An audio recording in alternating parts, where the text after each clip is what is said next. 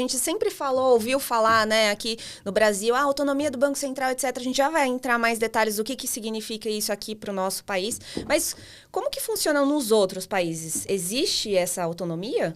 Sim, a referência mundial é que se tem a autonomia do Banco Central. Então, você tem vários estudos e artigos e recomendações internacionais, seja de FMI, Banco Mundial, Comitê da Basileia, que recomendam que bancos centrais sejam autônomos, né?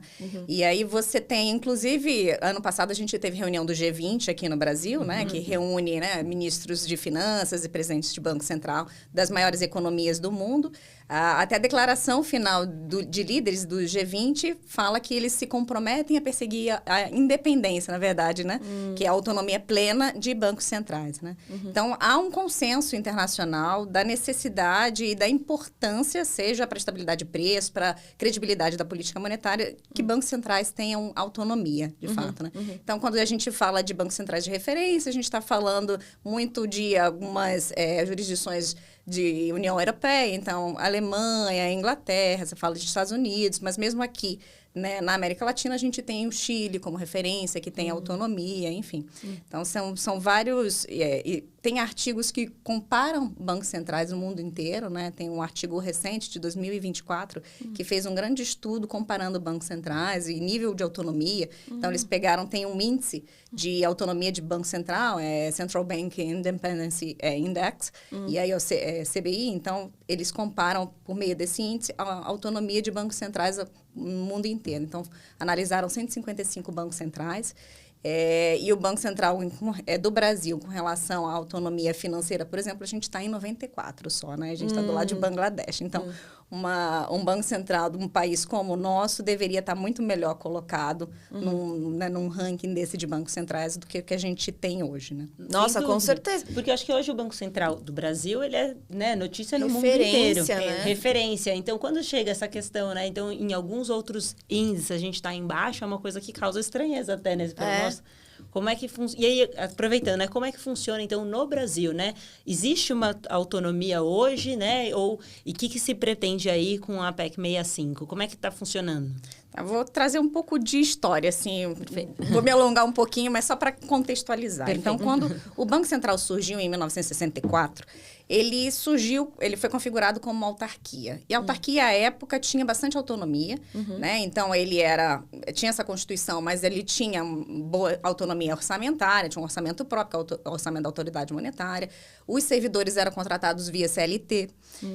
E aí, com o passar dos anos, esse modelo de autarquia foi sendo constrangido e foi perdendo a autonomia que possuía. Então, em 67, você tem um decreto-lei que aí você regulamenta, de fato, o que é uma autarquia, e aí prevê que tem patrimônio próprio, receita própria, enfim. Mas aí você vem com a Constituição de 88, que aí você tem os princípios de unicidade orçamentária, não prevê o orçamento da autoridade monetária, você tem criação do regime jurídico único de servidores, enfim. E aí você vai perdendo a autonomia que as autarquias possuíam. A própria Constituição de 88 tem lá no inciso 192, na época, né, que já foi revogado, previa que um regime de exceção para o Banco Central. Dizia que uma lei complementar ia regulamentar o funcionamento e organização do Banco Central. Só que essa lei complementar nunca foi editada. E aí, em 90, quando vem a Lei 8.112, que regulamenta todo o regime jurídico de servidores, ela também prevê um regime de exceção para o Banco Central, dizendo que a lei seria aplicada, enquanto não regulamentada esse 192 da Constituição, a legislação atual se aplicaria ao Banco Central, ou seja, os servidores permaneceriam contratados via CLT para ter mais flexibilidade de gestão que o Banco Central precisa ter. Acontece que depois, em 96, entraram com uma ação de inconstitucionalidade desse artigo, né, da 8.112, e todos os servidores do Banco Central, de uma hora para outra, foram considerados, não, vocês precisam ser migrados para o regime de RJU. Então, vocês viram servidores públicos de fato. E aí teve uma mudança meio traumática lá na casa, enfim. Fato é que a gente perdeu também, então, a autonomia de gestão, de contratação de pessoal e regulamentação de jornada de trabalho. Então, ao longo dos anos foi isso, a gente foi perdendo.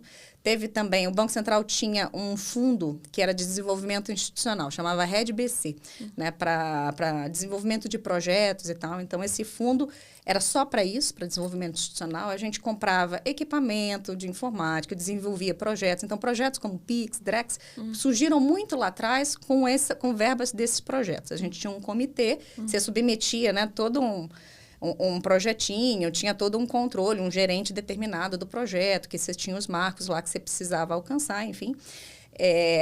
O TCU veio, eu não me lembro o ano, mas recentemente entendeu que a gente não poderia ter esse fundo de desenvolvimento institucional, a gente perdeu isso também e hoje a gente teve uma queda de 90% de recursos de projetos no Banco Central.